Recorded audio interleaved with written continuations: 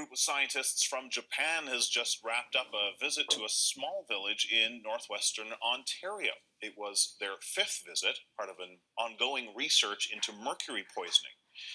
The river system near the largely Aboriginal community of Grassy Narrows was contaminated more than 40 years ago, but poisoning still plagues both old and young residents. Kelly Crow reports. For these Japanese scientists, it's a research project that has spanned 40 years, looking for signs of neurological damage caused by eating contaminated fish. Back in the 1960s, the local fish were contaminated with mercury that was being dumped into the river by the pulp mill upstream. And tests revealed the people living here had high levels of mercury from eating that fish.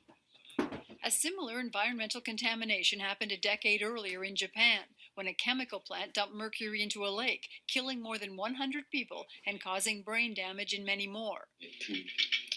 That incident prompted the Japanese researchers to first investigate the Grassy Narrows problem back in 1975, and they've come back many times since, documenting mercury poisoning in people like former fishing guide Bill Forbister, who ate fish from the river for years. I can't smell anything anymore. It seems to be, it's ongoing. Then more recently, it's my eyesight.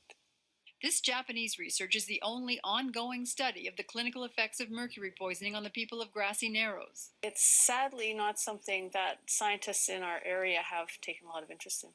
That means the full extent of the human health effects of the mercury poisoning here have never been systematically investigated. And to this day, Canadian officials have never admitted to a single case of extreme mercury poisoning known as Minamata disease. But the Japanese researchers have no doubt they've seen it here. This disease cannot deny the mercury contamination. Even though there has been no official confirmation of mercury poisoning, some people are compensated if they have certain symptoms. But scientists now know the effects of mercury grow worse as people age, and there are fears in the community that some victims are being missed. The Ontario government says it is reviewing the mercury compensation system. Kelly Crow, CBC News, Toronto.